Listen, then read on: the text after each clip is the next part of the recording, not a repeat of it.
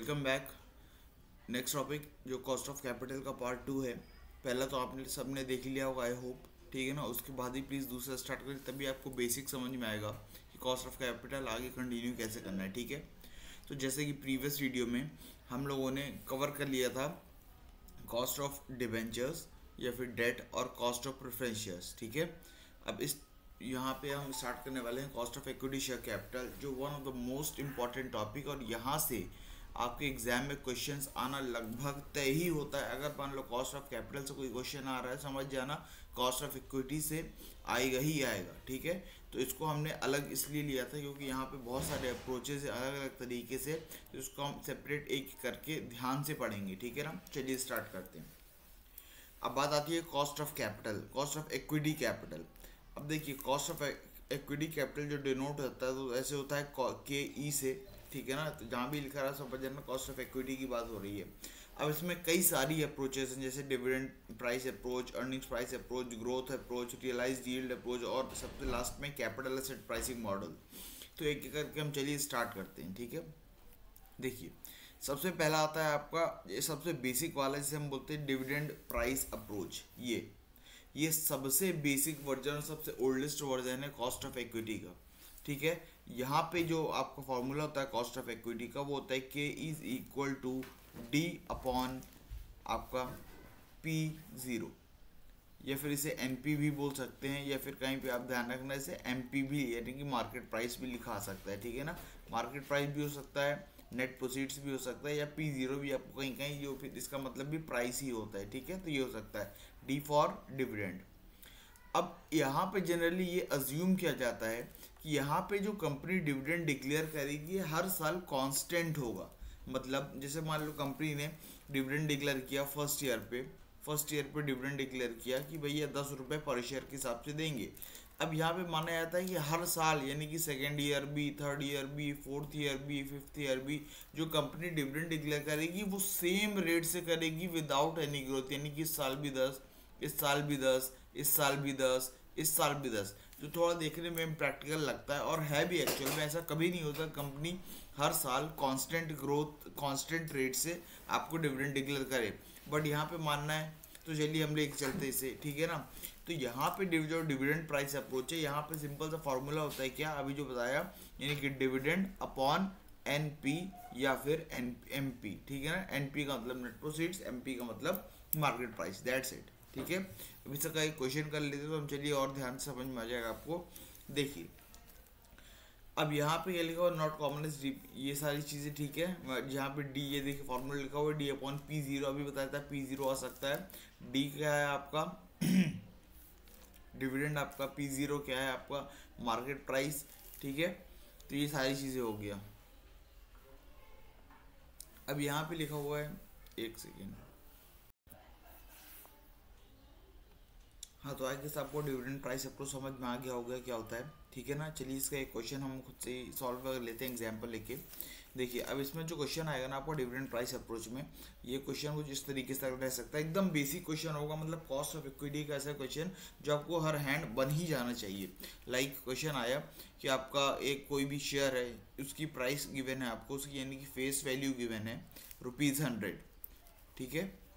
और उसका मान लो आपको मार्केट प्राइस गिवन है 120, डिविडेंड डिक्लेयर कर रही है वो कंपनी लेट्स से 20% का। अब इसमें डायरेक्टली आपसे पूछिए बताओ कॉस्ट ऑफ इक्विटी क्या होगा, तो आप कैसे करोगे। आपको यहाँ पे कॉस्ट ऑफ इक्विटी पता ही है क्या होता है, इसका फॉर्मूला क्या होता है, डी अपॉन NP या फिर MP।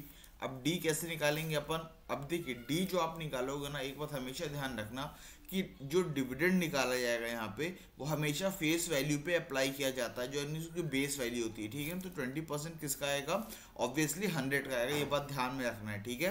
तो यहाँ पे आपका 20% 100 रुपीज़ का कितना आएगा 20, अपॉन में नेट प्रोसीड्स यानी कि मार्केट प्राइस लेंगे, जैसे अभी हमने डिस्कस किया था 120। तो इसको आप यहाँ पे डिवाइड कर लो, 20 डिवाइडेड बाई 120 कितना होता है आपका 16.67%। ये आपका क्या है cost of equity. I hope ये बहुत छोटा सा कॉन्सेप्ट था आपका, जो नॉर्मल डिविडेंड का फॉर्मूला होता है, ठीक है ना। आई होप ये क्लियर हो गया होगा, ये वाला approach dividend price approach actual में होता क्या है। अब हम मूव करते हैं इसी की जस्ट एक्सटेंशन की तरफ, जो आपका है ग्रोथ अप्रोच। ठीक है, चलिए इसकी तरफ मूव करके समझ लेते हैं ग्रोथ अप्रोच होता क्या है। पहले मैं आपको दिखा देता हूँ क्या होता है ये ग्रोथ अप्रोच। देखिए, ये होता है ग्रोथ अप्रोच, और इसे हम दूसरे नाम से बोलते हैं गॉर्डन्स ग्रोथ मॉडल। ये गॉर्डन्स मॉडल के नाम से भी आ सकता है, आप इस नाम को नोट कर लीजिए। बहुत बड़े एक तरीके से बोल सकते फाइनेंशियल एक्सपर्ट थे जिन्होंने इसके ऊपर वर्क किया था, इस पर्टिकुलर मॉडल के ऊपर। ठीक है, चलिए स्टार्ट करते हैं। अब देखिए, ये जस्ट प्रीवियस वाले का एक्सटेंशन है। कैसे? यहाँ पे प्रीवियस हमने क्या पढ़ा था, D/P0, सिर्फ इतना पढ़ा था। अब यहाँ पे हमारी एजम्पशन क्या थी कि जो डिविडेंड था वो हमेशा हर साल का आपका कांस्टेंट था, यानी कि हर साल कंपनी, हम मान के चल रहे थे कंपनी सेम रेट से डिविडेंड डिक्लेयर करेगी, बट ऐसा रियल में प्रैक्टिकल में ऐसा होता नहीं है। तो यहाँ पे क्या मान के चलते हैं कि हर साल कंपनी कुछ ना कुछ परसेंट ग्रो करेगी, और जैसे ही कंपनी ग्रो करेगी उसके हिसाब से जो वो डिविडेंड डिक्लेयर करेगी वो भी कहीं ना कहीं ग्रो ही होगा। ठीक है ना? तो यहाँ पे हर साल का डिविडेंड नया निकलेगा, यानी कि इसको हम आसान तरीके से समझते। देखिए स्लाइड में, जैसे फॉर एग्जांपल कंपनी ने पहले साल डिविडेंड डिक्लेयर किया मान लो 10 रुपये, तो अगले साल यानी कि सेकेंड ईयर में अगर मान लो कंपनी ग्रो करी 10% से, तो अगले साल का जो डिविडेंड होगा ना वो भी आपका, यहाँ पे 10 रुपये लिख देते हैं, 10 रुपये डिविडेंड डिक्लेयर करा, अगले साल जो ये होगा ये भी 10% से ग्रो होगा, तो इसके ऊपर 10% अप्लाई होगा, तो ये होगा 11। और यहाँ पे जब थर्ड ईयर में आएगी तो भी आपका 10% अप्लाई होगा, फिर यहाँ पे आएगा फोर्थ ईयर आएगा तो भी 10% अप्लाई होगा, नेक्स्ट आएगा फिफ्थ ईयर आएगा तो भी 10% अप्लाई होगा। तो यहाँ पे देखिए हो क्या रहा है, यहाँ पे ग्रोथ तो हो रही है हर साल, देखिए ग्रोथ तो हो रही है, बट यहाँ पे ग्रोथ कांस्टेंट है। ये बात समझना पड़ेगी आपको, यहाँ पे डिविडेंड कांस्टेंट नहीं है, यहाँ पे ग्रोथ कांस्टेंट है। देखिए ग्रोथ का परसेंटेज कितना है, हर साल 10% है। ठीक है ना? तो अब यहाँ पे 10% अप्लाई हो रहा है, ये आपकी करंट जो भी डिविडेंड होगा उस पर अप्लाई होगा। यानी कि देखो पहले साल 10 रुपये था, उस पर 10% अप्लाई करा, कितना आया 11। अब थर्ड ईयर का जो यहाँ पे डिविडेंड निकलेगा वो किस पे अप्लाई होगा, 10%, इस प्रीवियस डिविडेंड पे, यानी कि 11 रुपये पे 10%, तो यहाँ पे कितना आएगा 12.1। अब मान लो जो फोर्थ ईयर का डिविडेंड निकलेगा यहाँ पे, वो किस पे आएगा, वो इस वाले पे निकलेगा, यानी कि 12.1 पे निकलेगा, तो यहाँ जो भी आंसर आएगा वो आएगा। फिफ्थ वाले पे जो भी डिविडेंड निकलेगा वो किस पे 10% अप्लाई होगा, वो इस पे। तो यहाँ पे आप एक बात नोटिस करना, जो आपकी ग्रोथ है वो कैसी हो रही है, कांस्टेंट है। ठीक है ना? याद रखना, डिविडेंड यहाँ पे कांस्टेंट नहीं है, बल्कि क्या कांस्टेंट है, ग्रोथ। क्लियर है? चलिए, तो इसलिए यहाँ पे देखो इसका फॉर्मूला जो बनता है वो क्या बनता है, यहाँ पे कॉस्ट ऑफ इक्विटी का फॉर्मूला, यहाँ पे हम लेते हैं D1/P0 प्लस ग्रोथ। अब देखिए पिछले वाला अगर आप फॉर्मूला नोटिस करोगे, जो आपका सिर्फ आपका डिविडेंड बेस्ड मॉडल था, जहाँ पे आप डिविडेंड कांस्टेंट ले रहे थे, वहाँ पे हमने देखा था सिर्फ D लिखा हुआ था, या फिर हम D0 भी कहीं देखने को मिल सकता है, बट यहाँ पे ऐसा नहीं है। यहाँ पे क्या लिखा हुआ है, देखिए D1 का मतलब होता है एक्सपेक्टेड डिविडेंड। ये बात आपको नोट करना बहुत ज़रूरी है, हर जगह आपको एक्सपेक्टेड डिविडेंड लिखा आएगा क्वेश्चन में। ठीक है ना? तो याद रखना, अगर आपको एक्सपेक्टेड डिविडेंड लिखा आया है तो इसका मतलब होता है आपको D1 गिवन है, और अगर मान लो कहीं पे लिखा आया है आपका डिविडेंड पेड, तो इसका मतलब होता है आपको D0 गिवन है, यानी कि ये जो प्रीवियस ईयर का डिविडेंड था वो गिवन है। ठीक है ना? जो डिविडेंड पेड का मतलब होता है D0 गिवन है। ठीक है? तो अगर मान लो आपको ये गिवन है, यानी कि D0 गिवन है, तो इसका यूज करके आपको पहले D1 निकालना होगा। अब बात आती है ये D1 निकालें कैसे। ठीक है? देखिए D1 निकालने का एक सिंपल सा फॉर्मूला होता है, वो क्या होता है, जो भी आपका ये दिया हुआ है D0, इस पे आपको ग्रोथ रेट अप्लाई कर देना है, दैट्स इट। मतलब अगर मान लो यहाँ पे आपको D0 गिवन होता 10%, ठीक है, और आपको बोला जाता कि ये वाला यानी कि डिविडेंड ग्रोथ मॉडल या गॉर्डन मॉडल आप अप्लाई कर लो, सबसे पहले आपको चाहिए क्या, D1। अब यहाँ पे हम D1 कैलकुलेट कैसे करेंगे, तो D1 कैलकुलेट करने का फॉर्मूला ये गिवन है आपको, ऐसे करेंगे। तो यहाँ पे हमें चाहिए क्या, आपको D1 चाहिए। ठीक है ना? D1 कैसे निकालेंगे, देखिए D0 आप लोग कितना गिवन है, D0 10%, यहाँ पे लिख दो 10%, 1 प्लस ग्रोथ क्या है आपको ये देखना पड़ेगी। अब जैसे मान लो क्वेश्चन में ग्रोथ गिवन है, हम एग्जांपल लेके चल रहे हैं, 5% की ग्रोथ गिवन है, ठीक है ना। जी कितना है 5%, जो कि कांस्टेंट रहने वाला है। तो यहाँ पे 5% को क्या हम ऐसे लिख सकते हैं 0.05, बिल्कुल लिख सकते हैं। तो यहाँ पे क्या हो गया 10 इंटू 1.05, चलिए 10 इंटू 1.05 कितना होता है, कितना है आपका 10.5, ठीक है ना। क्लियर हो गया। तो यहाँ पे आपका क्या बन गया D1 10.5, और याद रखना ये रुपीज़ के फॉर्म में, ठीक है। तो यहाँ पे आपका D1 ऐसे निकाल लेंगे आप सब। अब P0 तो सेम रहेगा, और यहाँ पे एक्स्ट्रा ग्रोथ यहाँ पे ली गई है, बस ये ग्रोथ आपकी नॉर्मल है, जब कि हम मान के चल रहे हैं हर साल कुछ ना कुछ ग्रोथ होगी, तो ये वाला जी इसलिए यूज़ करा गया है। क्लियर है। तो यहाँ पे ये होता है आपका गॉर्डन्स ग्रोथ मॉडल, या फिर आपका ग्रोथ मॉडल।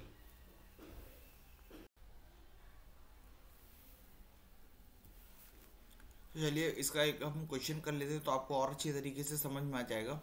देखिए अब यहाँ पे दो क्वेश्चन है, एक एक करके हम करते हैं। पहले इसको करते हैं, ठीक है। अब इससे पढ़िए ध्यान से। देखो यहाँ पे क्या गिवन है, डिविडेंड पेड। डिविडेंड पेड कितना है 20 रुपये, ठीक है। अब और ग्रोथ कितना है यहाँ पे 10%, और मार्केट प्राइस कितना दिया हुआ है 25 रुपये। अब देखिए यहाँ पे हमें सबसे पहले तो फॉर्मूला लिखना होगा। क्या होता है इसका फॉर्मूला, D1/P0 प्लस जी, ये होता है। अभी हमने जस्ट देखा। अब यहाँ पे देखिए D1 क्या था, मैंने आपको बताया था D1 क्या है आपका एक्सपेक्टेड डिविडेंड, यानी कि जो इस साल हमें डिविडेंड मिलने वाला है उसे ही बोलते हैं एक्सपेक्टेड डिविडेंड, ठीक है। और यहाँ पे P0 क्या है आपका, ये आपका और कुछ नहीं बल्कि आपका मार्केट प्राइस ही है, और ये आपका ग्रोथ है। अब देखो यहाँ पे डिविडेंड पेड है। डिविडेंड पेड का सीधा मतलब होता है, जैसे मैंने अभी समझाया, क्या होता है इसका मतलब, जो पिछले साल का डिविडेंड है। लेकिन यहाँ पे D1 हमें चाहिए। D1 क्या होता है आपको, ये D1 जो आपका इस साल डिविडेंड हमें मिलने वाला है, यानी कि जो एक्सपेक्टेड डिविडेंड है। बात समझ में आ रही है। अब यहाँ पे D1 तो दिया नहीं है, बट हमें ये तो मालूम है D1 हम निकालते कैसे निकालते हैं, देख लेते हैं। D1 इक्वल टू, अभी हमने देखा था D0 और 1 प्लस जी, यही होता है। देखिए D0 कितना गिवन है हमें यहाँ पे 20, ये लिख दिया 20। 1 प्लस ग्रोथ, ग्रोथ कितनी गिवन है यहाँ पे हमें 10%। 10% को हम 0.1 लिख सकते हैं। तो 20 इंटू 1.1 करेंगे आप कितना आएगा 11 आएगा, 11 रुपीज़। तो D1 आपका कितना हो गया, एक तरीके से 11 हो गया। तो अब इस जो फॉर्मूले पे हम पुटअप करेंगे वो क्या पुटअप करेंगे 11, ठीक है। तो जो निकाल लेते हैं चलिए KE। तो देखिए D1 कितना है हमारा 11 अपॉन में मार्केट प्राइस आपको ऑलरेडी गिवन है कितना है 25 है, और प्लस कर देना है इसमें ग्रोथ। ग्रोथ हमको ऑलरेडी पता है कितनी है 10%। 10% को हम कैसे लिख सकते हैं 0.1। तो अब यहाँ कर लेते हैं 11 डिवाइड बाई 25, आपका आया 0.44। 0.44 प्लस 0.1 करेंगे आप कितना आएगा प्लस 0.1, तो आपका आएगा 54.54, यानी कि 0.54 आ रहा है। तो इसको हम क्या बोल सकते हैं 54% है। जी हाँ बिल्कुल बोल सकते हैं। तो ये आया आपका cost of equity. I hope समझ में आ गया होगा, नहीं आया तो प्लीज़ दोबारा से रिवाइंड करके देख लो, स्लो करके ज़रा सा वीडियो, आपको क्लियर कट पूरा समझ में आ जाएगा, ठीक है ना। बस यहाँ पे पूरा खेल ध्यान रखना है, डिविडेंड पेड और एक्सपेक्टेड डिविडेंड का है। अगर आपको D0 यानी कि डिविडेंड पेड दिया है तो बस एक काम एक्स्ट्रा करना पड़ेगा, आपको यहाँ पे D1 निकालना पड़ेगा, जैसे कि अभी हमने इस क्वेश्चन में किया, ठीक है। चलिए मूव ऑन करते हैं नेक्स्ट क्वेश्चन की तरफ, जो है आपका एक्सपेक्टेड डिविडेंड। अब एक्सपेक्टेड डिविडेंड क्या है यहाँ पे आपका 25। इसका मतलब ये हुआ कि आपको यहाँ पे D1 ऑलरेडी गिवन है, ये आपको कैलकुलेट नहीं करना है। बात समझ में आ रही है। एक्सपेक्टेड डिविडेंड ऑलरेडी गिवन है, ग्रोथ दी हुई है 20%, मार्केट प्राइस दिया हुआ है रुपीज़ आपका 20। तो यहाँ पे इसका सॉल्यूशन कैसे होगा, देखिए के सबसे पहले हमें ये फॉर्मूला क्या होता है D1/P0 प्लस जी। अब बताइए क्या यहाँ पे हम D1 निकालेंगे, बिल्कुल नहीं निकालेंगे, क्योंकि यहाँ पे हमें एक्सपेक्टेड डिविडेंड ऑलरेडी गिवन है, ठीक है ना। इस बात का ध्यान रखना है। तो डायरेक्टली हम क्या करेंगे, ये 25 रुपये उठा के इधर पे लिख देंगे, अपॉन में P0 मार्केट प्राइस कितना है आपका 20, प्लस आपका ग्रोथ कितना है 20%। 20% को हम क्या लिख सकते हैं 0.2। जस्ट इसे सॉल्व कर लो आप, क्या होता है 25 डिवाइड बाई 20 कितना है 1.25, ठीक है। तो यहाँ लिख देते हैं 1.25 प्लस 0.2, 1.25 प्लस 0.2 कितना आया 1.45।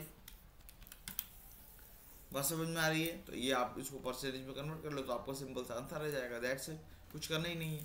तो यहाँ पे आपको जनरल खेल किसका हुआ, बस एक्सपेक्टेड डिविडेंड और डिविडेंड पेड, ये बात आपको ध्यान से चलना है। बात समझ में आ गई है? चलिए अब हम मूव ऑन करते हैं अपने थर्ड अप्रोच की तरफ, जो है हमारा अर्निंग्स प्राइस अप्रोच। ठीक है, देखिए अब अर्निंग्स प्राइस अप्रोच होता क्या है। देखिए जो हमने सबसे फर्स्ट मॉडल पढ़ा था ना, क्या था हमारा फर्स्ट मॉडल, एकदम बेसिक डिविडेंड अप्रोच था, जहाँ पे हमने क्या पढ़ा था, आपका कॉस्ट ऑफ इक्विटी जो होता है, सॉरी कहाँ गया, हाँ, जो हमारा कॉस्ट ऑफ इक्विटी होता है वो क्या होता है, ये कॉस्ट ऑफ इक्विटी जो होता है वो अपन डी अपॉन क्या होता है P0। देखिए जो पिछले दो मॉडल थे हमारे वो डिविडेंड बेस्ड थे, बट ये वाला जो थर्ड मॉडल है हमारा अर्निंग्स बेस्ड मॉडल है, यानी कि यहाँ पे हमें अर्निंग्स लेनी है कंपनी की रादर देन टेकिंग डिविडेंड। ठीक है, तो ये बात ध्यान रखना है हमें, बल्कि फॉर्मूला बिल्कुल सेम है। इसका जो फॉर्मूला है यहाँ पे अर्निंग्स प्राइस का, ये के इज इक्वल टू EPS यानी कि अर्निंग्स पर शेयर अपॉन P0 या फिर आपका मार्केट प्राइस, दैट्स इट। अब देखिए यहाँ पे लोग कंफ्यूज होते हैं एक्चुअल में कि डिविडेंड और अर्निंग्स साउंड तो सेम कर रहा है कि डिविडेंड का मतलब भी वही होता है जो कंपनी कमा रही है और हमें दे रही है, और अर्निंग्स क्या होता है मतलब वो भी कंपनी कमा रही है, बट ऐसा बिल्कुल नहीं होता।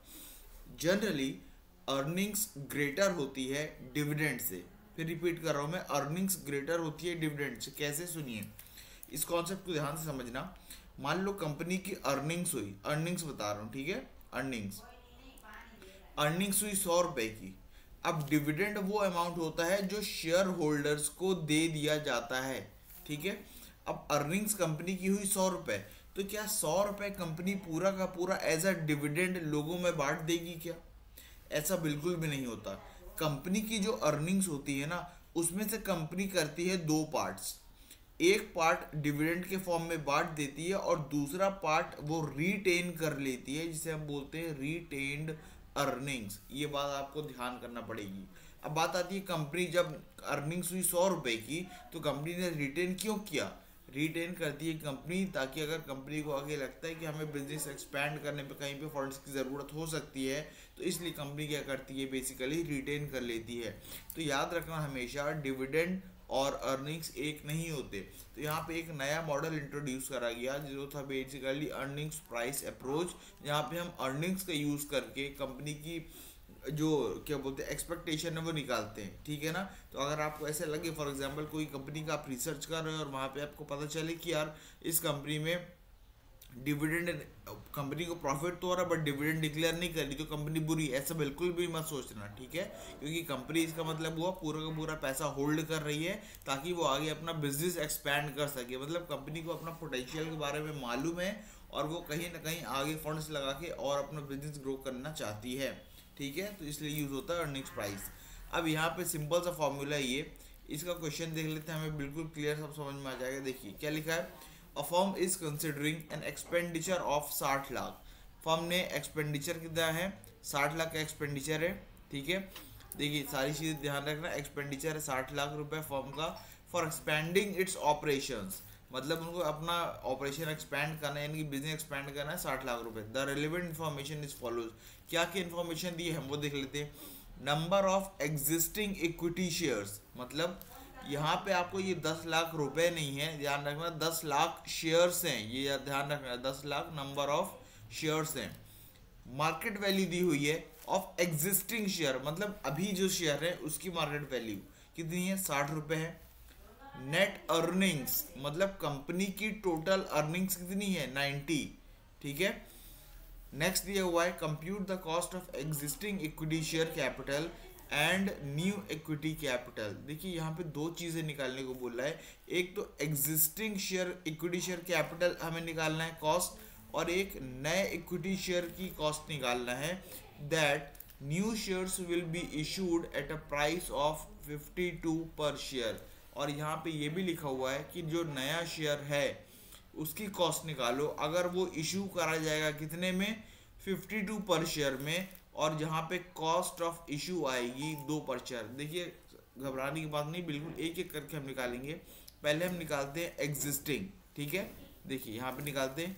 अब यहाँ पे सबसे पहले तो हम फार्मूला हमें पता होना चाहिए तभी निकाल पाएंगे। क्या पता है, एकदम बेसिक सा फार्मूला EPS अपॉन आपका मार्केट प्राइस, या फिर हम इसे P0 बोल सकते हैं, ठीक है ना। अब सबसे पहले हमें पता होना चाहिए क्या, अर्निंग्स पर शेयर। तो इधर देखिए अर्निंग्स पर शेयर क्या गिवन है, यहाँ पे आपको लिखा हुआ है नेट अर्निंग्स। कितनी है नेट अर्निंग्स, 90 लैक्स है, ठीक है।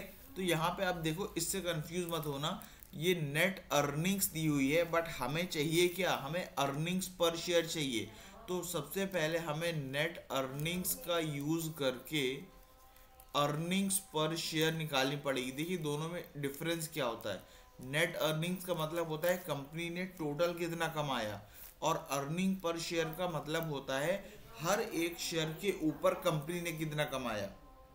बात समझ में आ रही है। तो आप हर एक शेयर की अर्निंग कैसे निकालेंगे, जितनी भी आपको टोटल अर्निंग हुई है डिवाइडेड बाय कंपनी के पास कितने शेयर्स है, यानी कि नंबर ऑफ इक्विटी शेयर्स।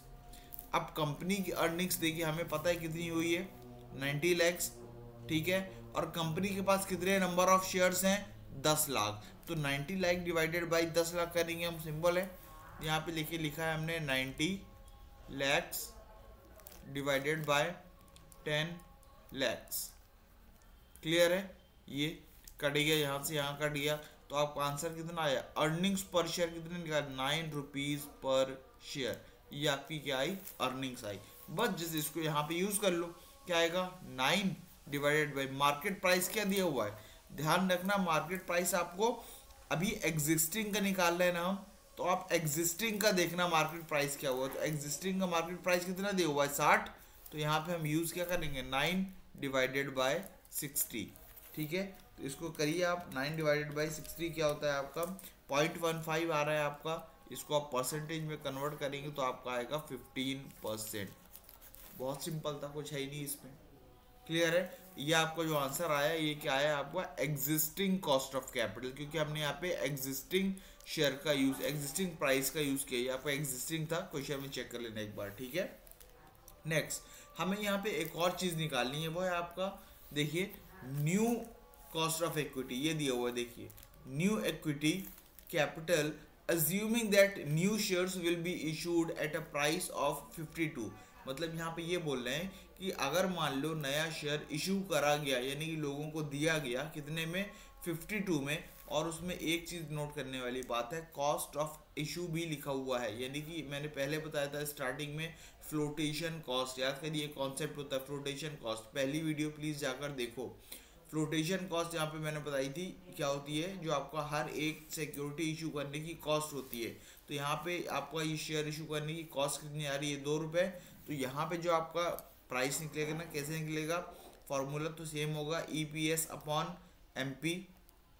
अब यहाँ पे अर्निंग्स पर शेयर तो बिल्कुल सेम रहेगा जो भी हमने कैलकुलेट किया 9, बट यहाँ पे मार्केट प्राइस कैसे निकालोगे आप। तो देखिए 52 जो कि आपकी नई की कॉस्ट थी -2, ये 2 रुपये भी तो कंपनी का खर्चा है। तो बात आती है देखिए 52 -2 करेंगे हम, तो यहाँ पे आएगा 9 डिवाइडेड बाय 50, ठीक है। 9 डिवाइडेड बाय 50 करेंगे हम, कितना आएगा हमारा 0.18।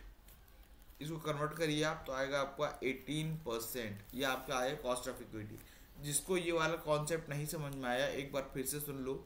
यहाँ पे हमने 52 क्या होता है, ये आपका मार्केट प्राइस है। मार्केट प्राइस का मतलब जो आप कंपनी में शेयर लोगे तो या 52 रुपीज़ कंपनी को दोगे, तो कंपनी की एक तरीके से कितना मिलेगा, 52 मिलना चाहिए। बात समझना, ठीक है।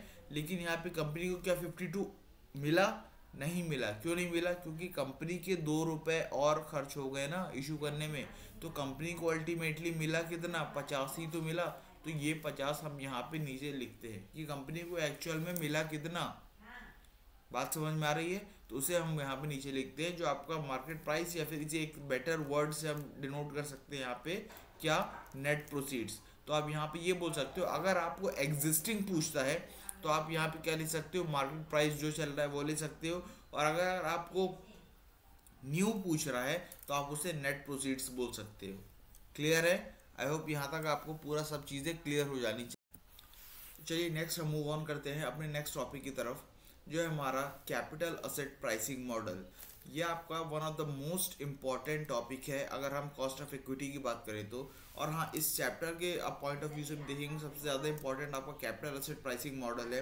अब मान लो अगर इस चैप्टर से क्वेश्चन आता है ना, तो आप यहाँ पे 70 to 80% चांसेस है वो आपको CAPM पूछेंगे ही पूछेंगे, ठीक है ना। इसको प्लीज़ ध्यान से पढ़ना, यह टॉपिक भी अच्छा है और आप इन जनरल यानी कि प्रैक्टिकल लाइफ में पूछोगे तो हर एक कंपनी ना यही मेथड का यूज़ करती हैं अपना कॉस्ट ऑफ इक्विटी निकालने के लिए, ठीक है। इसे हम ध्यान से समझते हैं CAPM मॉडल में कॉस्ट ऑफ इक्विटी निकालते कैसे। देखिए यहाँ पे कॉस्ट ऑफ इक्विटी निकाली जाती है RF plus RM minus RF into beta. ऐसा देखने में लग रहा होगा कि पता नहीं कौन सा साइंटिफिक फॉर्मूला पढ़ रहे हैं, बट ऐसा कुछ नहीं। एक एक करके हम इसे ब्रेक डाउन करेंगे और समझेंगे कि इसका मतलब होता क्या है। यहाँ पे अब एग्जाम्पल लेके चलते हैं, ठीक है। देखिए मान लो एक कोई जनरल रिटेल इन्वेस्टर है, या मान लो ठीक है ना, A नाम का कोई भी इन्वेस्टर है, उसके पास 1 करोड़ रुपए हैं बैंक अकाउंट में। ध्यान से सुनना क्या बोल रहा हूँ मैं, ठीक है। उसके पास बैंक अकाउंट में 1 CR रुपए पड़े, ठीक है। अब यहाँ से रिलायंस इंडस्ट्रीज के ओनर मुकेश अंबानी साहब आते हैं इसके पास और बोलते हैं भैया ये जो 1 करोड़ रुपए हैं आप हमारे इधर इन्वेस्ट कर दो, ठीक है। तो अब यहाँ पे बताओ यहाँ पे क्या बोलेगा ये, तो ये इसका इन्वेस्ट तो कर देगा, बट यहाँ पे ये बोलेगा क्या कि भैया मैं इन्वेस्ट तो कर दूंगा बट मुझे यहाँ पे आपको रिटर्न कितना दोगे। देखो जाहिर सी बात है, अगर हम कहीं इन्वेस्ट करते तो हम बदले में एक्सपेक्टेशन तो कुछ रखते नहीं कि हमें इतना अमाउंट वहाँ से कुछ ना कुछ मिलेगा ही मिलेगा। तो सबसे पहली एक्सपेक्टेशन ये बोलेगी कि अगर मैं तुम्हारी कंपनी में इन्वेस्ट ना करके सिर्फ बैंक में रख रहा हूँ तो बैंक से मुझे कुछ ना कुछ सेविंग्स अकाउंट पे इंटरेस्ट तो मिल रहा है, लेट्स से अराउंड 4% मिल रहा है, जो बिल्कुल भी रिस्क फ्री है। यानी कि हम बैंक में रखें इन्वेस्टमेंट करने से तो अच्छा, यानी कि फ्री में मिल रहा है ना 4%, ये बिना कहीं रिस्क उठाए। तो सबसे बेसिक तो हमें ये 4% क्या दोगे, तो ये जो 4% जो रिस्क फ्री है ये उनकी एक्सपेक्टेशन रहेगी, तो इसे हम बोलते हैं RF, यानी कि जो रिस्क फ्री रेट जो एक एक्सपेक्टेड रहेगा कि इतना तो बेसिक मिलेगा ही मिलेगा। बात समझ में आ रही है। तो यहाँ पे मुकेश अंबानी साहब ने इससे बोला चलो ठीक है, जो आपने बैंक में रख के 4% आपको मिल रहा है वो हम आपसे बिल्कुल वो हम भी आपको देंगे 4% वो हम आपको देंगे, दैट्स इट, ठीक है। तो आप ये 1 करोड़ रुपए हमारी कंपनी में इन्वेस्ट कर दो, ठीक है। तो अब ये बोलेगा रुको 1 मिनट, 4% तो मैंने तब भी मिल रहा है जब मैंने बैंक में लगाया हुआ है, बट जब मैं यहाँ पे इन्वेस्ट करने जा रहा हूँ स्टॉक मार्केट में तो यहाँ पे भैया रिस्क बहुत ज़्यादा होता है। तो जब मैं रिस्क ज़्यादा ले रहा हूँ तो मुझे रिवॉर्ड भी तो ज़्यादा चाहिए। ऑब्वियसली जैसा हमने सबको मालूम है बेसिक कॉन्सेप्ट, अगर आपको मान लो रिस्क ज़्यादा ले रहे हो तो आपको रिवॉर्ड भी एक तरीके से ज़्यादा एक्सपेक्टेड होता है ना। तो यहाँ पे स्टॉक मार्केट में कोई इंसान इन्वेस्ट कर रहा है, ज़्यादा रिस्क उठा रहा है, तो रिवॉर्ड भी तो ज़्यादा चाहिए। तो मुकेश अंबानी साहब ने बोला चलो भैया ठीक है, मार्केट में स्टॉक मार्केट में प्रीमियम चल रहा है, यानी कि टोटल जो रिस्क रिवॉर्ड चल रहा है वो कितना चल रहा है, 13% का चल रहा है मार्केट में। तो हम आपको 13% में से 4% तो ऑलरेडी दे ही रहे थे, बात समझना, 4% तो ऑलरेडी दे रहे थे। जितना प्रीमियम बन रहा है, प्रीमियम कितना बन रहा है, 13 माइनस 4, बात समझना, 13 माइनस 4, एक्स्ट्रा कितना बन रहा है 9%। वो 9% हम आपको और एक्स्ट्रा देंगे, यानी कि ये 9% क्या है और कुछ नहीं, इस स्टॉक मार्केट में आने का मार्केट प्रीमियम है, मार्केट प्रीमियम। तो देखिए ये RM जो है, RM और कुछ नहीं, RM कितना है, मार्केट में क्या रेट चल रहा है रिटर्न का। तो देखिए मार्केट में क्या रेट चल रहा था 13%, माइनस उसमें से कितना ऑलरेडी मिल रहा है यहाँ पे जो रिस्क फ्री है, 4% तो ऑलरेडी वो दे रहे थे, ठीक है। एक्स्ट्रा और कितने देने की बात हो रही है, 9%। तो ये 9% क्या हो गया, आपको मार्केट में आने की वजह से जो आपको प्रीमियम मिल रहा है वो चीज़ क्या हुआ, आपको मार्केट प्रीमियम। तो ध्यान रखना 4% ऑलरेडी मिल रहा था प्लस 9% और मिलेगा, क्लियर है। तो ये हो गया आपका मार्केट प्रीमियम। तो बस क्या इतना ही मिलेगा। तो यहाँ पे शेयर होल्डर बोलेगा कि नहीं भैया रुको, ये 9% तो ठीक है मुझे मिल रहा है स्टॉक मार्केट में आने का, बट हम एक पर्टिकुलर आपकी कंपनी में इन्वेस्ट कर रहे हैं। एक बात यहाँ पे समझने की बात करना, तो और ज़्यादा रिस्क है, मतलब क्या हुआ और ज़्यादा रिस्क है। देखिए एक होता है स्टॉक मार्केट में इन्वेस्ट करना, और एक होता है स्टॉक मार्केट के अंदर आके एक पर्टिकुलर कंपनी यानी कि रिलायंस इंडस्ट्री में इन्वेस्ट करना। देखिए अगर हम स्टॉक मार्केट में इन्वेस्ट करने की बात बोले ना, तो यहाँ पे आ जाता है आपका जो भी आपके इंडेक्स फंड्स होते हैं यानी कि सेंसेक्स और निफ्टी। अब एक बात शॉर्ट में समझ लो, डीप में अभी समझा नहीं सकते, ये कहीं ना कहीं सेंसेक्स और निफ्टी में अगर आप इन्वेस्ट करते हो ना, तो ये कम आपके क्या होते हैं, रिस्की होते हैं। लेकिन अगर आप वहीं पे अगर आप एक पर्टिकुलर किसी भी कंपनी में पूरा का पूरा पैसा जाके लगा दो, तो ये क्या होता है, आपका मोर रिस्की होता है। ठीक है, अब भाई ऐसा क्यों, ये मोर रिस्की क्यों होता है? देखिए निफ्टी और सेंसेक्स जो होते हैं ना, इसमें आपका सेंसेक्स जैसे अगर बात करें तो इसमें अप्रॉक्सीमेटली 50 कंपनीज होती हैं। ठीक है, और निफ्टी की अगर हम बात करते हैं तो इसमें अप्रॉक्सीमेटली 30 कंपनीज का एक पूरा पोर्टफोलियो होता है। तो अब खुद बताओ आप, यहाँ पे एक कंपनी है रिलायंस, पूरा पैसा रिलायंस में डालना ज़्यादा रिस्की है या इन 30 कंपनीज में डिवाइड करना ज़्यादा रिस्की है? ऑब्वियसली रिलायंस में सिर्फ अगर हम एक कंपनी में पूरा पैसा लगाएंगे वो ज़्यादा रिस्की है ना, as compare to this Nifty. तो आप सोचो यहाँ पे स्टॉक मार्केट में इन्वेस्ट नहीं कर रहे हो, बल्कि स्टॉक मार्केट के अंदर एक पर्टिकुलर मुकेश अंबानी की कंपनी रिलायंस, वहाँ पे इन्वेस्ट कर रहे हो। तो इसका मतलब क्या हुआ, आप और ज़्यादा रिस्क ले रहे हैं। बात समझ में आ रही है? तो आपकी एक्सपेक्टेशन और बढ़ जाएगी जब आप और ज़्यादा रिस्क ले रहे हैं। तो यहाँ पे आप मुकेश अंबानी साहब से बोलोगे भैया रुकिए, हमें आप ये 9% तो दे रहे हो, ये तो हमारा स्टॉक मार्केट में आने का हो गया, बट मैं आपकी एक पर्टिकुलर कंपनी में इन्वेस्ट कर रहा हूँ जो आपकी मोर रिस्की है स्टॉक मार्केट से। तो हम कहीं ना कहीं हमारा एक्सपेक्टेशन और बढ़ जाता है, और वहाँ पे आ जाता है इंट्रोडक्शन आपका बीटा। बीटा का मतलब यहाँ पे और कुछ नहीं बल्कि ये होता है कि आपकी कंपनी एक तरीके से कितने टाइम्स मोर रिस्कियर है उस पर्टिकुलर मार्केट से। तो बीटा और कुछ नहीं बल्कि आपका क्या है, ये रिस्क मेजर करता है, यानी कि एक रिस्क मेजरर है।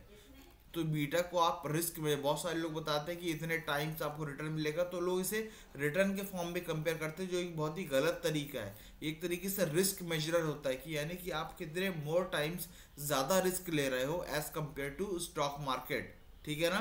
तो अगर मान लो स्टॉक मार्केट में आपको 13% मिल रहा है, और मान लो आपको जो कंपनी है यानी कि मुकेश अंबानी साहब की कंपनी रिलायंस, वो लेट से 1.5 टाइम्स मच रिस्कियर है देन स्टॉक मार्केट। तो यहाँ पे आपको जितना प्रीमियम मिल रहा है ना, कितना प्रीमियम मिल रहा था, 9%, तो आप 9% को करोगे 1.5 टाइम्स, जितना भी यहाँ से निकल के आएगा वो आपको एक्सपेक्टेड मिलेगा।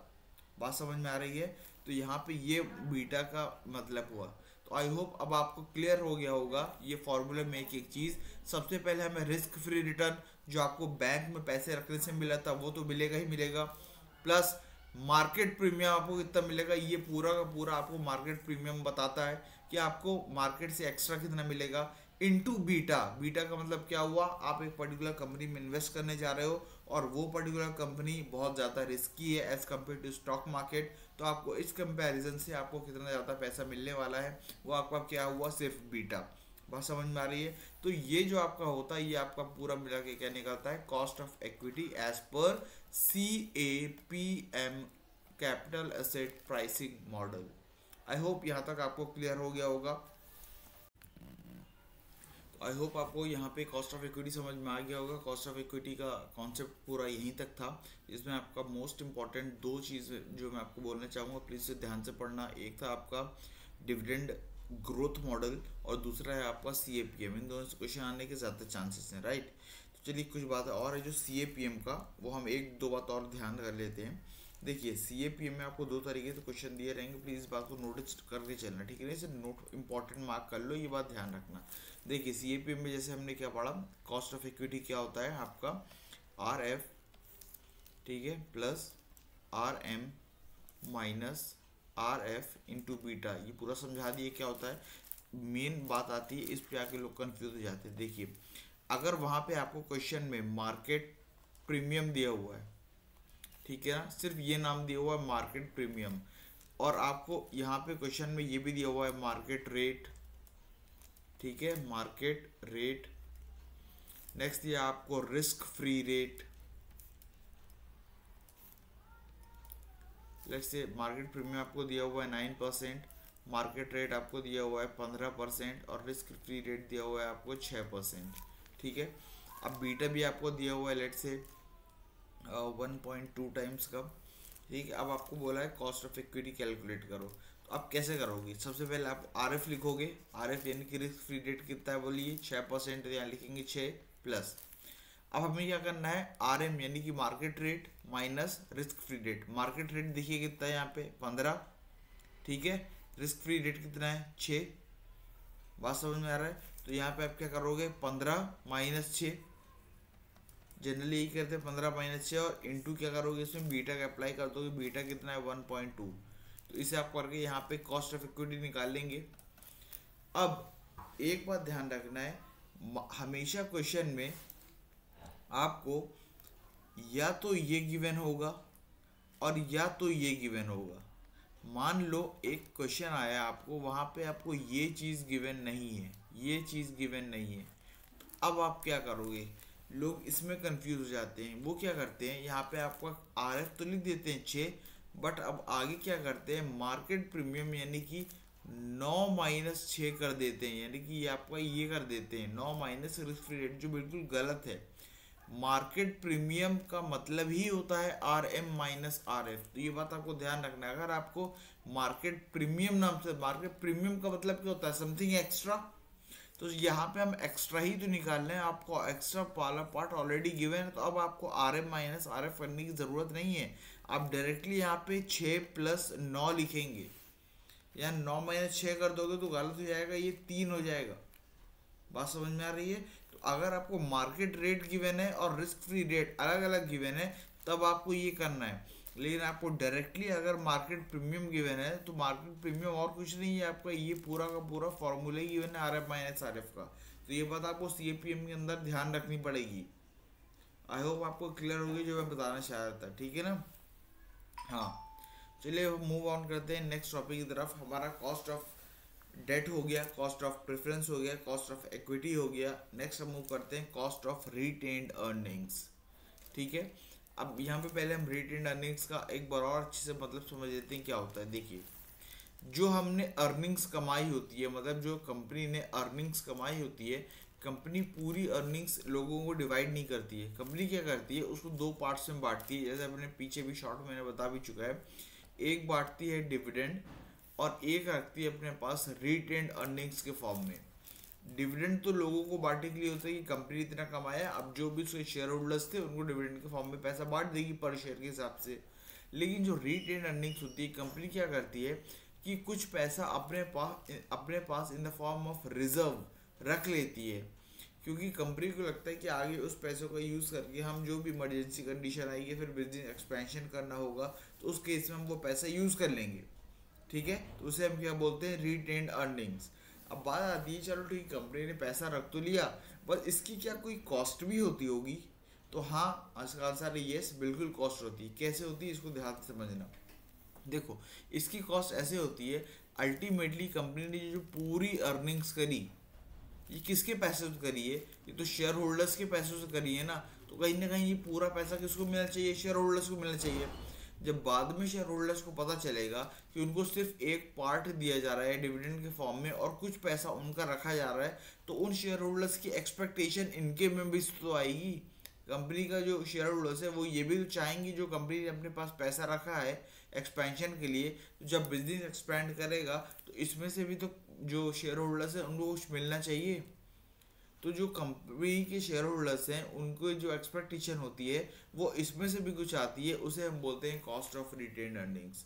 तो यहाँ पे जो कॉस्ट ऑफ रिटेन्ड अर्निंग्स रहती है वो और कुछ नहीं, बल्कि वो हमेशा ध्यान रखिएगा आप, हमेशा कॉस्ट ऑफ इक्विटी के बराबर होती है। क्योंकि ये सिर्फ किसकी होती है, याद रखना, डेट वालों का नहीं होता। इसमें सिर्फ किसका पार्ट होता है, सिर्फ जिन लोगों ने इक्विटी शेयर होल्डर लिए रहते हैं ना कंपनी में, उनका ही ये पार्ट पैसा मिलने वाला होता है। रिटेन्ड, उनकी ही एक्सपेक्टेशन यहाँ पे काउंट होती है। तो एक बात ध्यान रखना, के ई हमेशा किसके इक्वल होता है, के आर के। बस थोड़ा सा डिफरेंस होता है, वो हम समझ लेते हैं क्या डिफरेंस होता है, ठीक है ना। एक बात ध्यान रखना। अब जैसे यहाँ समझ तो लिया हमने, के ई बराबर होता है किसके, के आर के, बट के ई तो आपका डिस्ट्रीब्यूट हो जाता है, ठीक है, मतलब लोगों को बांट दिया जाता है। बट के आर क्या होता है, कंपनी बांटती नहीं है, अपने पास रख लेती है, जैसे हमने पढ़ा रिटेन्ड अर्निंग्स में।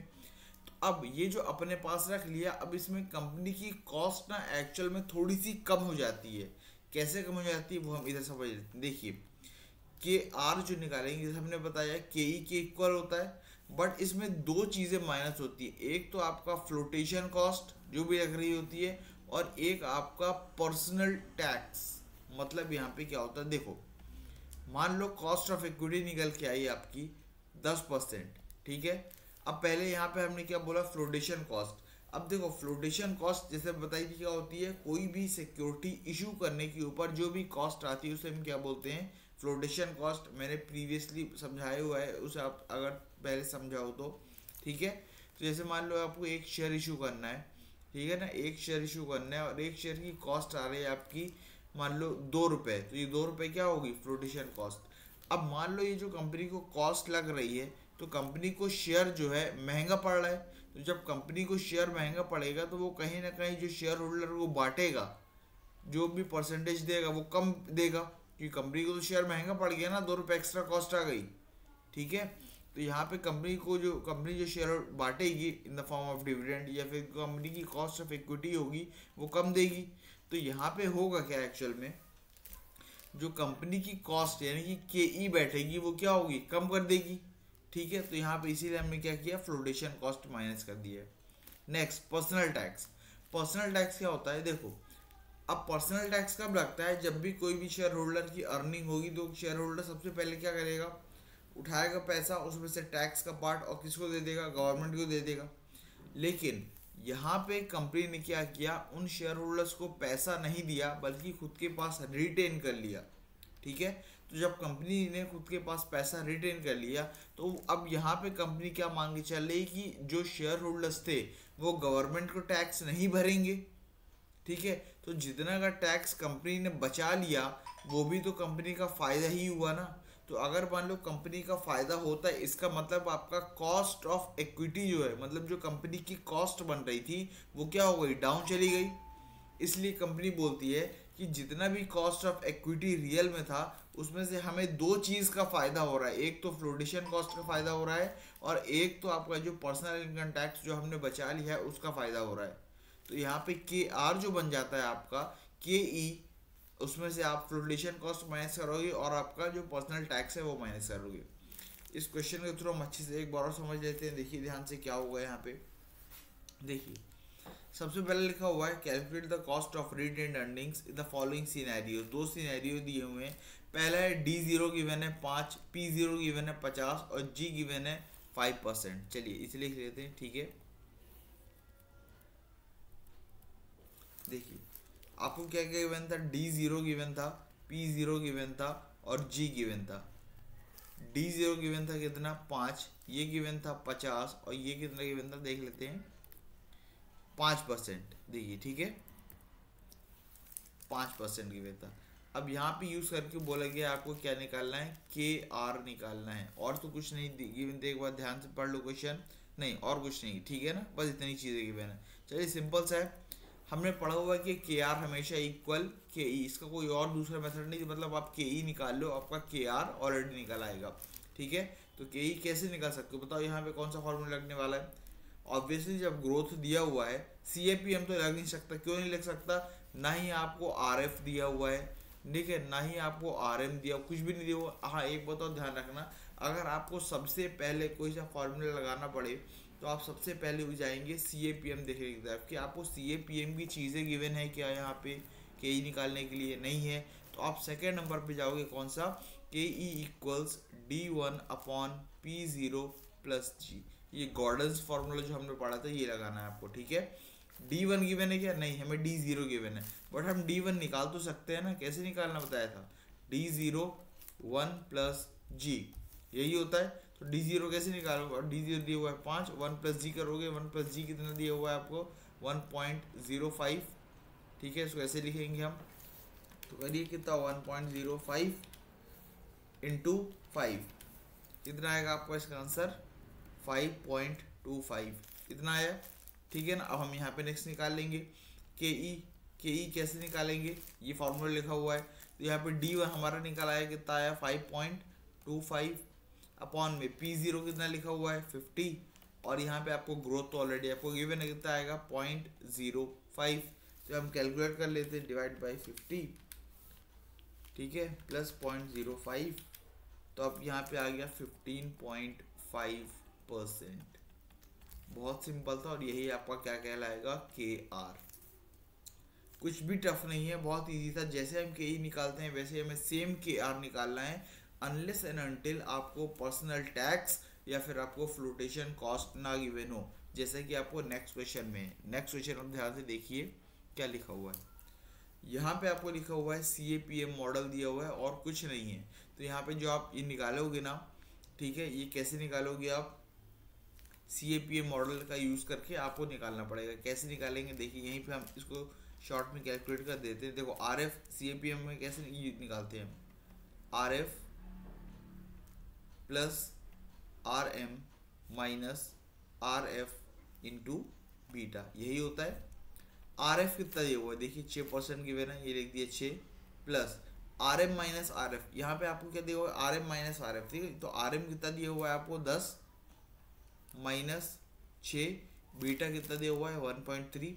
तो इसे कैलकुलेट कर लेते हैं हम, देखिए कितना आएगा, इंटू 1.3 कितना 5.2। तो यहाँ पे क्या कितना आया आपका 11.2%। ये आपका क्या आया, KE आया। अब यहाँ पे देखिए क्या गिवन है, ये cost of equity of a company आपको डायरेक्टली, तो बस यहाँ पे ये चीज़ आ गई आपकी, कितना आया 11.2%, आपका सीधे सीधा आ गया। अब यहाँ पे एक क्वेश्चन और गिवन है, इसको ध्यान से देख लो एक बार इलस्ट्रेशन को। Cost of equity of a company is 20%, कितना दिया हुआ है 20% दिया हुआ है। Cost of equity directly given है, फ्लोटेशन कॉस्ट है 5% और पर्सनल टैक्स है 30%। जैसे ही सिंपल से बताया आपको क्या होता है, ये वाला फॉर्मूला लगाना है आपको। कौन सा, ये वाला KR वाला लगा दूँ। KE लिखिए कितना है, KE आपको KR क्या होता है, ये होता है KE कितना गिवन है आपको 20% डायरेक्टली गिवन है, इनटू फ्लोटेशन कॉस्ट कितना है 1 माइनस 5% को हम 0.05 लिख सकते हैं, बिल्कुल लिख सकते हैं, इनटू और क्या करना है इसमें, इनटू करना है आपका 1 माइनस पर्सनल टैक्स 30%। तो यहाँ पे हम लिख सकते हैं 1 माइनस 0.3, बिल्कुल लिख सकते हैं। इसको कैलकुलेट कर लो आप, क्या होगा 20 इंटू 1.095 कितना आया 2.21.9 इंटू 0.7, 15.33%। सिंपल सा आंसर 13.33% ये आपका आएगा। क्लियर है। तो बस सिंपल से ऐसे कैलकुलेशन है कॉस्ट ऑफ रिटेन अर्निंग्स का। ये जनरली पूछा तो नहीं जाएगा, बट यहाँ पे आपको कॉन्सेप्ट समझाने के लिए कॉस्ट ऑफ रिटेन अर्निंग्स होती क्या है, तो एक बार जब शॉर्ट एंड क्रिस्टल क्लियर हो जाएगा, शॉर्ट में समझ लो। कॉस्ट ऑफ रिटेन अर्निंग्स और कुछ नहीं बल्कि कॉस्ट ऑफ इक्विटी की तरह ही होती है, बस डिफरेंस इतना होता है इसमें से हम दो चीज़ें माइनस करते हैं। क्या क्या है वो दो चीज़ें, एक तो आपका है फ्लोटेशन कॉस्ट, एक है आपका personal income tax, that's it. ठीक है, तो आई होप आपको यहाँ तक क्लियर हो। चलिए अब हम मूव ऑन करते हैं अपने नेक्स्ट टॉपिक की तरफ, जो है हमारा weighted average cost of capital. अब देखिए जितने भी अभी तक हमने कॉस्ट ऑफ कैपिटल पढ़ी वो सारी की सारी हम सेपरेट बेसिस पे निकाल रहे थे, यानी कि कॉस्ट ऑफ डेट अलग निकाली, कॉस्ट ऑफ प्रेफरेंस अलग निकाली, कॉस्ट ऑफ इक्विटी अलग निकाली और कॉस्ट ऑफ रिटेन्ड अर्निंग्स अलग निकाली। ठीक है, बट जो आपका रियल क्वेश्चन आता है ना वो इन सब का कॉम्बिनेशन आता है, यानी कि कंपनी की ओवरऑल कॉस्ट बता दो कितनी होती है, और कंपनी की कुछ जो भी ओवरऑल कॉस्ट निकलती है ना उसे ही हम बोलते हैं weighted average cost of capital. यहाँ पे सबके वेट्स के अकॉर्डिंग निकाला जाता है कि एक कंपनी का मान लो फाइनेंस स्ट्रक्चर है, ठीक है, उसमें आपने मान लो 1 करोड़ कंपनी के पास फंड्स रेज करने वाली है, उस 1 करोड़ में कितना डेट है, कितना आपका प्रेफरेंस है, कितना आपका इक्विटी है, तो इसके ओवरऑल बेसिस पे जो कैपिटल निकाली जाएगी ना उसे हम बोलेंगे weighted average cost of capital. इसे हम एक क्वेश्चन के थ्रू समझते हैं, वो ये क्वेश्चन है, ध्यान से देखिएगा। Cost of equity of a company is 10.41%। Cost of equity given है, कॉस्ट ऑफ इक्विटी का मतलब KE ऑलरेडी गिवन है, कितना है ये दिया हुआ है 10.41%। While the cost of retained earnings, यानी कि कॉस्ट ऑफ रिटेन्ड अर्निंग्स भी आपको ऑलरेडी गिवन है, कितना 10%। There are 50,000 equity shares of ₹10 each. Company के पास 50,000 इक्विटी शेयर्स हैं, रुपीज़ नहीं है, 50,000 इक्विटी शेयर्स है, हर एक शेयर की वैल्यू कितनी है 10। रिटेन्ड अर्निंग्स कंपनी के पास कितनी है, यानी कंपनी ने अर्निंग्स कितनी बचा के रखी है 15 लाख की। मार्केट प्राइस पर इक्विटी शेयर कितनी चल रही है 50, मार्केट प्राइस चल रही है हर एक इक्विटी शेयर की 50। कैलकुलेट वैक, वैक मतलब weighted average cost of capital, यानी कि कंपनी की ओवरऑल कॉस्ट निकाल के बताओ।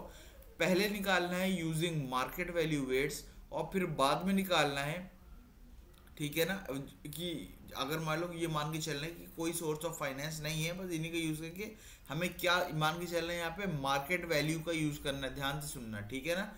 अब देखिए यहाँ पे हम weighted average cost of capital निकालते कैसे हैं, यही आपको मेन क्वेश्चन में यही पूछा जाएगा, ठीक है, ध्यान से देखिए। तो सबसे पहले हमें क्या लिखना होगा यहाँ पे कि कहाँ कहाँ से हमारे पास पैसे रेज हो रहे हैं। देखिए दो तरीके से यहाँ पे बोलना है, एक हो रहा है इक्विटी के थ्रू और दूसरा हो रहा है कहाँ के थ्रू, आपका रिटेन्ड अर्निंग्स के थ्रू, ठीक है। यहाँ पे चलिए इसकी हम एक टेबल बनानी पड़ेगी यहाँ पे सबसे पहले, ठीक है, टेबल हम बना लेते हैं।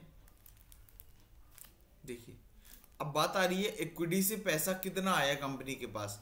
कंपनी के पास थी 50,000 इक्विटी शेयर्स मल्टीप्लाइड बाय, यहाँ पे हमें नंबर्स निकालना है, ठीक है ना, यानी कि रुपीस के फॉर्म में 50,000 इंटू, यहाँ पे देखिए क्या बोला है, यूज मार्केट वैल्यू, तो 50,000 इंटू 50 रुपये, कंपनी का हर एक शेयर की मार्केट में वैल्यू क्या चल रही है, तो 50,000 इंटू 50 करोगे आप तो आएगा यहाँ पे 25 लाख, ठीक है। और रिटेन अर्निंग्स तो हमें ऑलरेडी गिवन है, कितनी गिवन है रिटेन अर्निंग्स, देखिए 15 लाख, तो यहाँ पे 15 लाख डायरेक्टली हम भी लिख देंगे, ठीक है, लिख दिया। तो कंपनी के पास टोटल पैसा कितना अवेलेबल है एट प्रेजेंट, 40 लाख। ये समझ में आ गया होगा आई होप, ठीक है ना। यहाँ पे अमाउंट लिख देते हैं हम, अमाउंट, और कौन सा अमाउंट है ये, मार्केट वैल्यू, ठीक है। अब यहाँ पे लिखेंगे कॉस्ट कितनी गिवन है, कॉस्ट, यहाँ पे कॉस्ट कितनी गिवन है, के ई आएंगी सबसे पहले, हमारा के ई कितना गिवन है, ऑलरेडी गिवन है, देखिए कितना है 10.41, ठीक है। और दूसरा हमें रिटेन अर्निंग्स गिवन है, यानी के आर गिवन है, कितना गिवन है 10%, क्लियर है।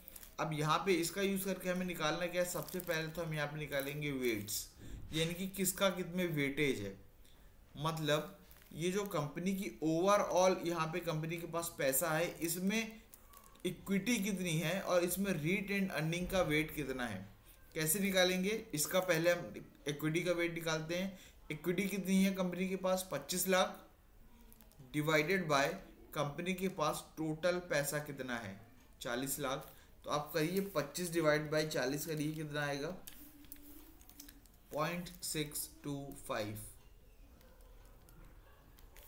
अब यहाँ पे देखो रिटेन अर्निंग्स कितनी है, 15 लाख डिवाइडेड बाय 40 लाख,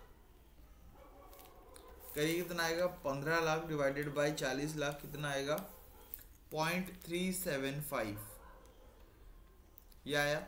अब यहाँ पे हम निकालेंगे weighted average cost of capital. ये कैसे निकलेगी, कुछ नहीं करना आपको, जितनी भी कॉस्ट थी, यानी कि जो कॉस्ट थी इनकी, यानी कि के ई और के आर मल्टीप्लाइड बाई इनका करना है वेट्स का, यानी कि इंटू डब्ल्यू करना है और कुछ नहीं, ठीक है। इसका कितना था 10.41, इस 10.41 को हम क्या ये लिख सकते हैं 0.1041, बिल्कुल लिख सकते हैं। और इसका 10 को हम क्या लिख सकते हैं, सिर्फ 0.1 लिख सकते हैं, बिल्कुल लिख सकते हैं। आप कुछ मत करो, ये जो 10.41 है इसको 0.625 से मल्टीप्लाई करो, कर देते हैं हम, कितना आएगा 0.625 मल्टीप्लाइड बाई 0.1041, कितना आया 0.065, ठीक है। अब यहाँ पे दूसरा सी के आर का बेस करना है आपको, 0.1 मल्टीप्लाइड बाई 0.375, कितना आया आपका 0.0375।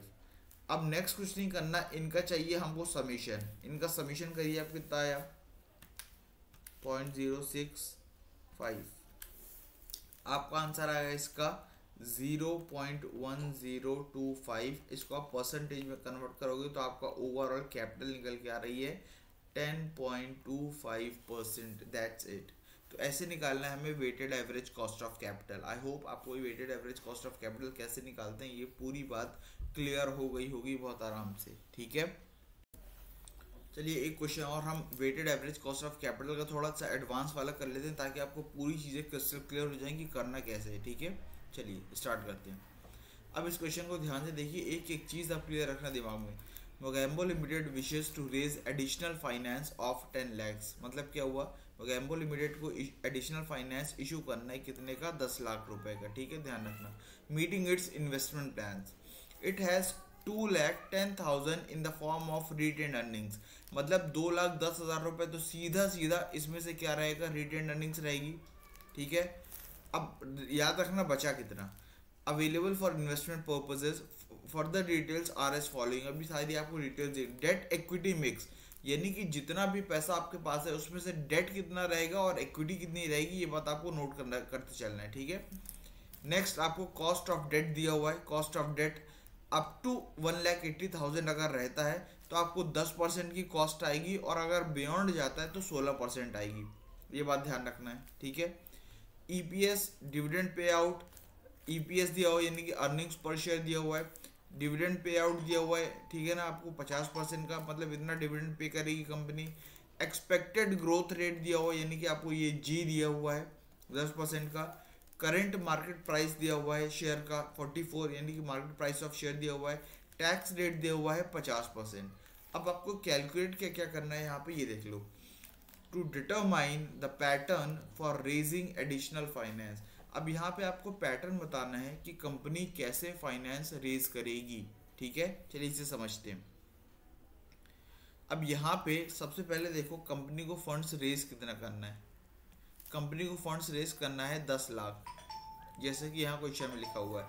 अब इस 10 लाख में 2,10,000 तो जैसे क्वेश्चन में लिखा हुआ है कहाँ जाएगा, सीधे सीधे रिटेन्ड अर्निंग्स में। देखो लिखा हुआ है ये 10 लाख इशू करना है, 10 लाख में से 2,10,000 तो कहाँ जा रहा है, सीधे सीधा रिटेन्ड अर्निंग। तो पहली बात आती है बचा कितना, बचा कितना 7,90,000 बचा, इतना क्लियर है। अब इस 790 में जो डेट इक्विटी मिक्स है, यानी कि डेट कितना रहेगा और इक्विटी 30% डेट रहेगा, 70% क्या रहेगा, इक्विटी रहेगी। ठीक है, इसमें से हम 30% क्या रहेगा, इसके अब दो पार्ट्स होंगे। 30% रहेगा आपका डेट और 70% क्या रहेगी आपकी इक्विटी।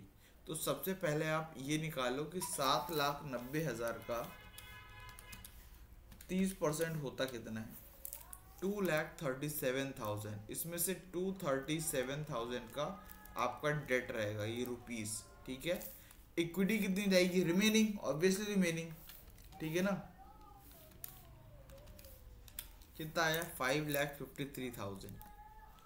5,53,000 का क्या रहेगा, आपकी इक्विटी रहेगी। इतनी आई होप क्लियर हो गया होगा करना क्या है हमें, बात समझ में आ गया। तो यहाँ पे जो फंड रेज पहला जो पैटर्न आएगा वो क्या आएगा, पैटर्न पहला वाला हमारा ऑलरेडी सॉल्व हो गया। पैटर्न कैसे आएगा, रिटेन्ड अर्निंग्स, जैसे कि ऑलरेडी उसमें क्वेश्चन में ही गिवन था 2,10,000 का क्या होगा आपका रिटेन्ड अर्निंग्स। डेट अगर निकाला जाए तो डेट कितना होगा, 2,37,000 का डेट जाएगा।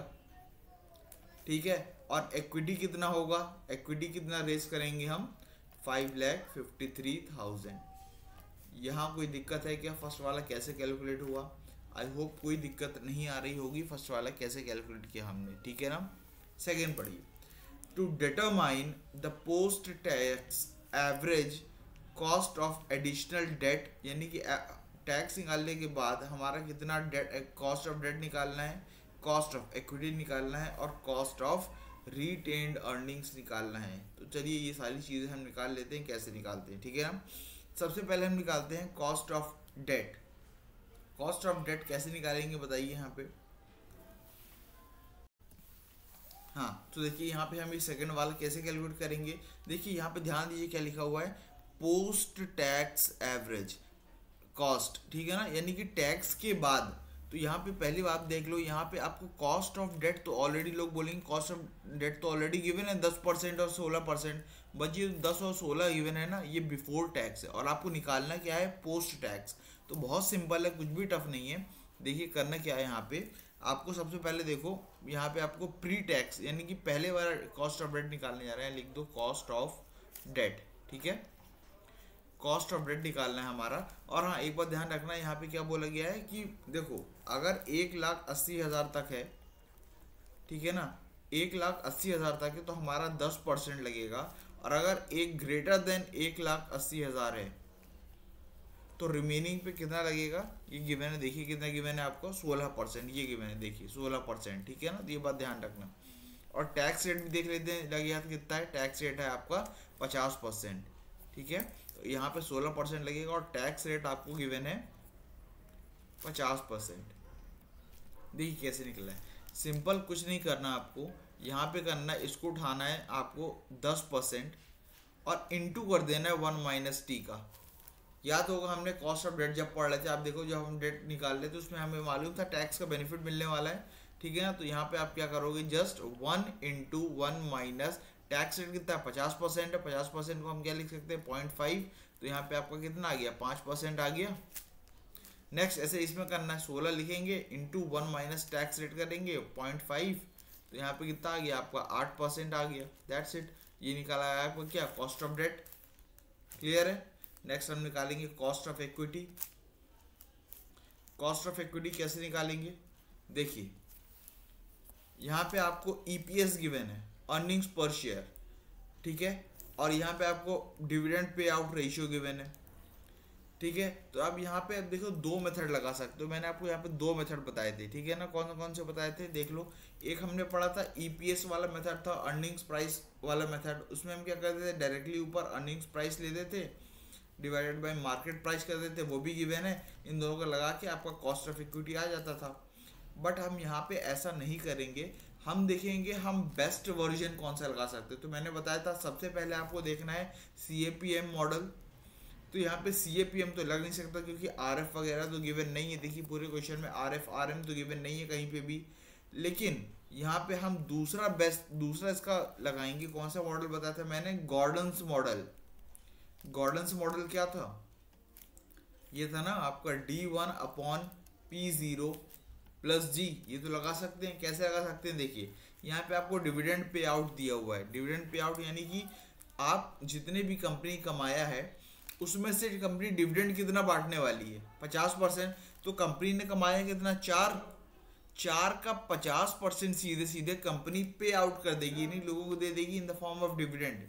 ठीक है, तो यहाँ पे मान लो कंपनी ने 4 कमाया था, उसमें से 50% पे आउट कर दी, तो ये 2 क्या हो गया, डिविडेंड।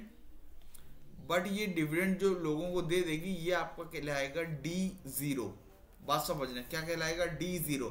बट हमें यहाँ पे चाहिए क्या, D1। तो D1 निकालना ऑलरेडी हमें आता है, D0 इंटू 1 + G, यही होता है। तो D0 हम कैसे निकाल, तो D0 हमने निकाल लिया 2, 1 प्लस ग्रोथ रेट, और देख लो अब कितना गिवन है, ग्रोथ रेट आपको कितना दिया हुआ है 10% का, बस लगा दो यहाँ पे 10% यानी कि 1.1 ठीक है ना।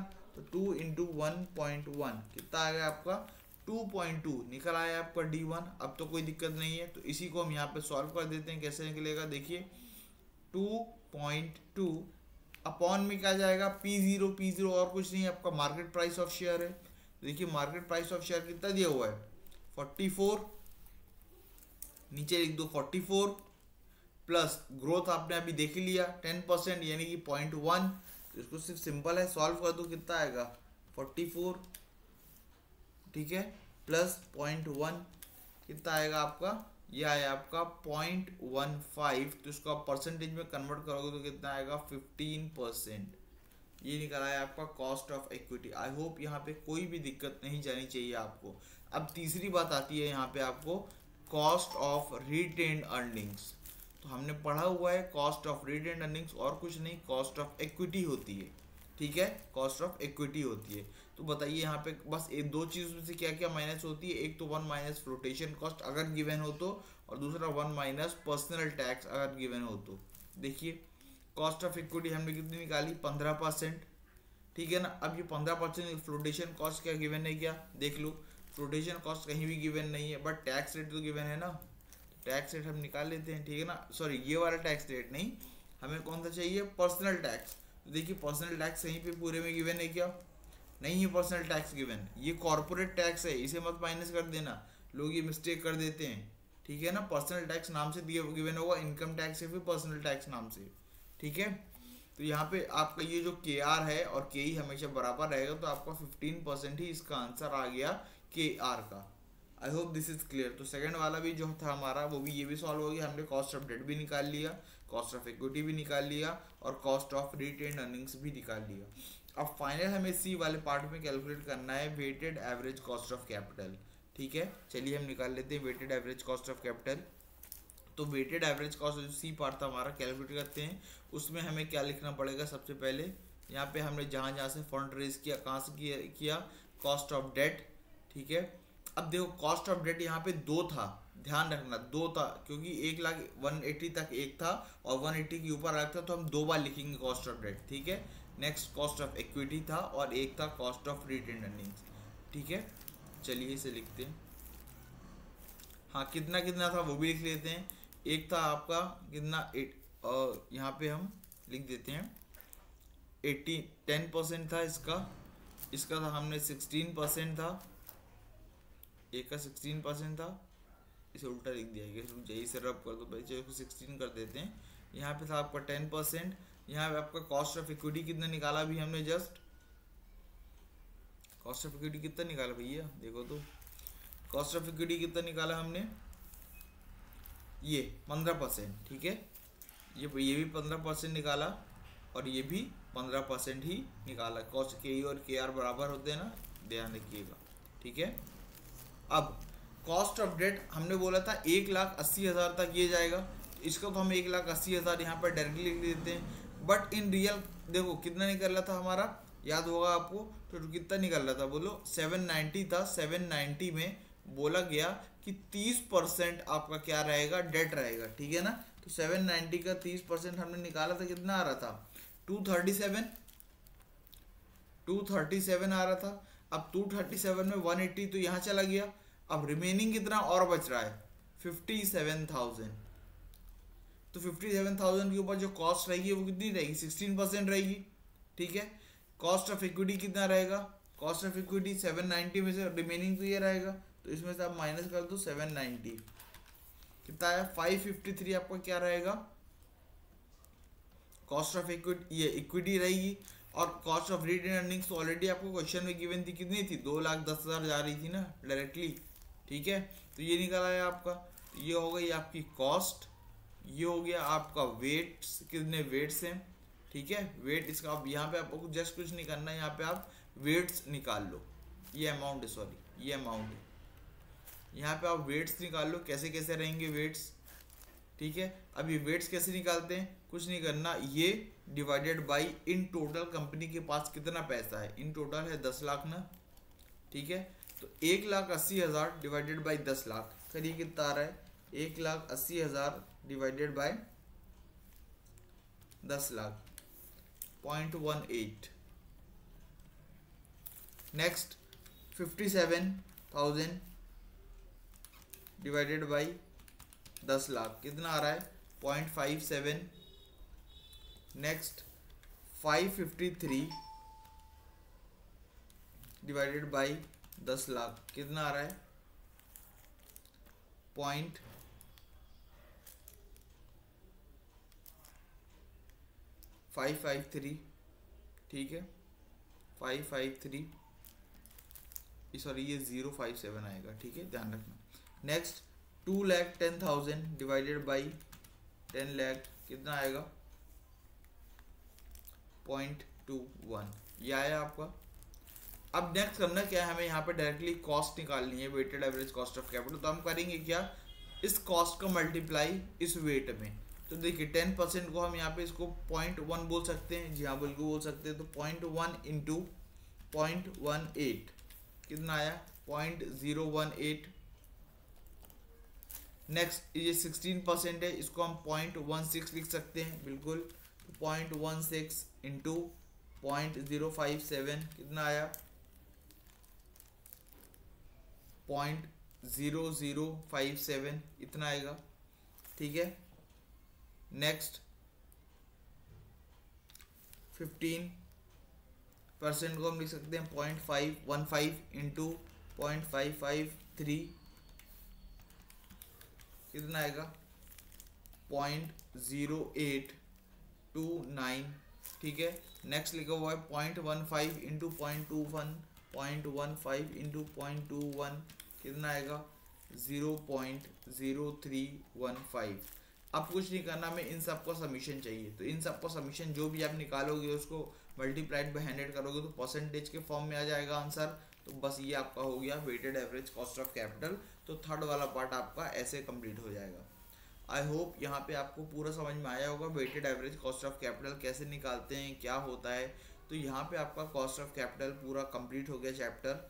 बस इतना आपको बहुत इंपॉर्टेंट है सारे एग्जाम पॉइंट ऑफ व्यू से भी। आई होप आपको वीडियो अच्छी लगी होगी, और अच्छी लगी तो प्लीज़ सब्सक्राइब करें चैनल को और ज़्यादा से ज़्यादा शेयर करें ताकि और लोगों को भी इसका बेनिफिट मिल पाए। Thank you so much.